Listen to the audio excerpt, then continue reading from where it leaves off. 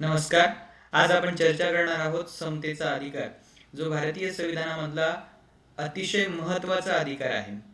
आपण हे जाणतो की समाजामध्ये अनेक घटक असतात. समाजामधील घटक हे भिन्न असतात. ते क्षमतेच्या आधारावर, वयाच्या आधारावर, सामाजिक आर्थिक परिस्थितीच्या आधारावर वेगळे असतात. समाज हा असमान असतो. समाजामधील घटक हे असमान असतात. व्यक्ती हे असमान असतात. परंतु जरी समाजामधील घटक व्यक्ती असमान असले तरी परंतु देशाचं संविधान असं म्हणतं की त्या व्यक्तींना समान वागणूक मिळणं गरजेचं आहे. प्रत्येक भारतीय व्यक्तीला त्याच्या जातीच्या, धर्माच्या, आर्थिक आणि सामाजिक परिस्थितीच्या आधारावर भारतीय संविधान स्थान देत नाही, तर भारतीय संविधान त्याला भारतीय म्हणून स्थान देतं. हे इथे महत्वाचं आहे. त्यासाठीच भारताचं संविधान प्रत्येक व्यक्तीला समतेचा अधिकार देतं. आणि त्या समतेच्या अधिकारामध्ये पहिला अधिकार जो आहे, त्या समतेच्या अधिकाराचं महत्व हे आहे की प्रत्येक व्यक्ती तिथे संविधानासमोर समान आहे.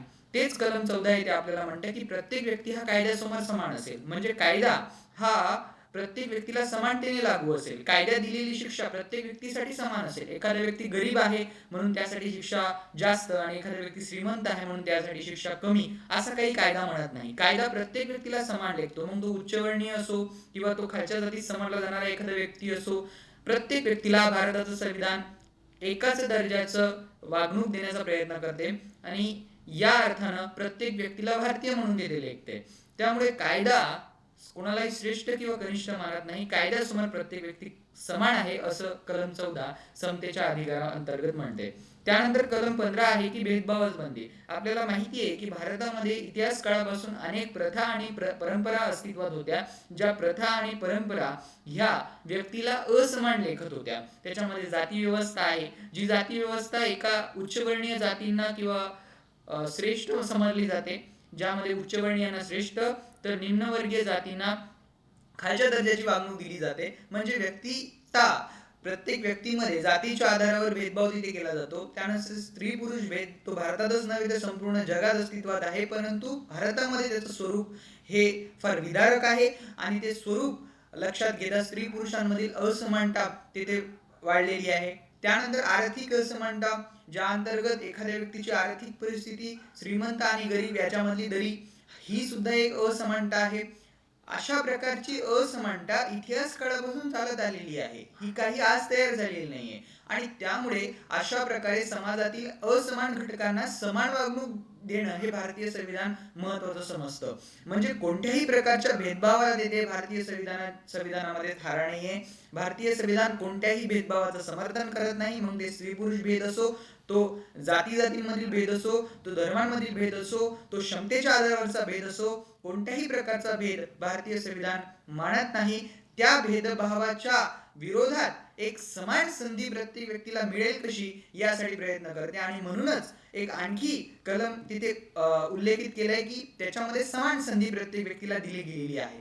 समान संधी म्हणजे काय तर नोकरीमध्ये, अर्थातच शासकीय नोकरीमध्ये शासकीय पद हे कोणत्याही एका व्यक्तीची मालकी नाही. समाजातील खालच्या स्तरातून येणारा व्यक्ती सुद्धा त्या पदापर्यंत पोहोचू शकतो आणि नोकरी मिळवू शकतो.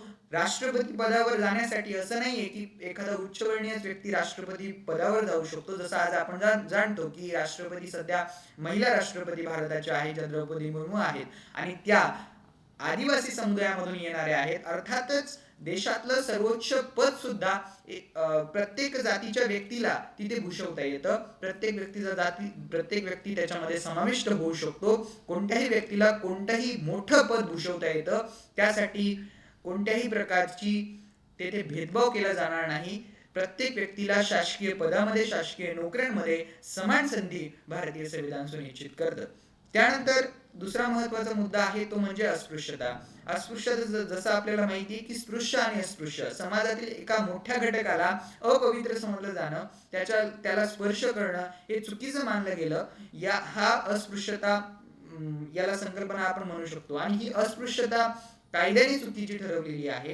कोणताही व्यक्ती स्पृश्य आणि अस्पृश्य असू शकत नाही असं भारतीय संविधान मानतं. कोणताही व्यक्ती एखादा व्यक्ती स्पृश्य आहे आणि एखादा व्यक्ती ही अस्पृश्य आहे, ही जी संकल्पना आहे ती भारतीय संविधानासमोर पूर्णतः अतार्किक आहे आणि अशा प्रकारे कोणत्याही अस्पृश्यतेचं, कोणत्याही जातीगत भेदभावाचं भारतीय संविधान तेथे पालन करत नाही किंवा त्याला त्याला दर्जा देते, त्याला संधी देते देत नाही की अशा प्रकारची भेदभाव, अशा प्रकारचा अस्पृश्यता भारतामध्ये पाळली जावी. तो कायद्याने गुन्हा आहे.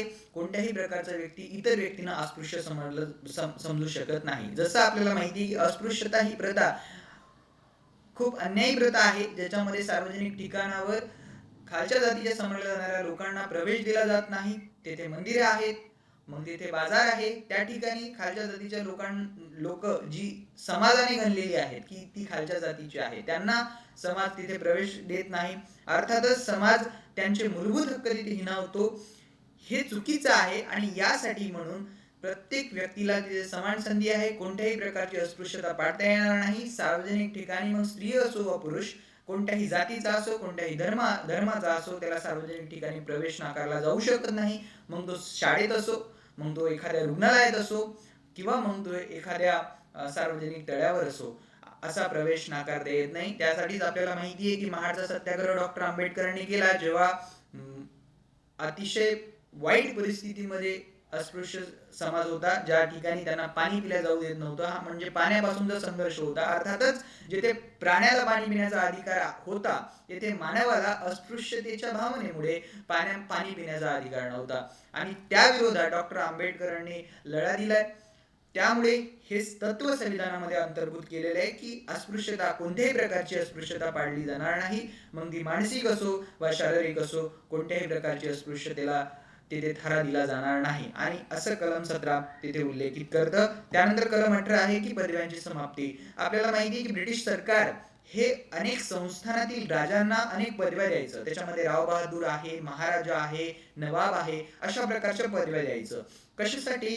तर त्या संस्थानामध्ये असणारी ती जी लोक आहे, त्या लोकांना आपल्याकडे वळवण्यासाठी, आपल्या अनुषंगानं त्यांना वागवण्यासाठी, यासाठी म्हणून ब्रिटिश सरकार अनेक लोकांना पदव्या द्यायचं.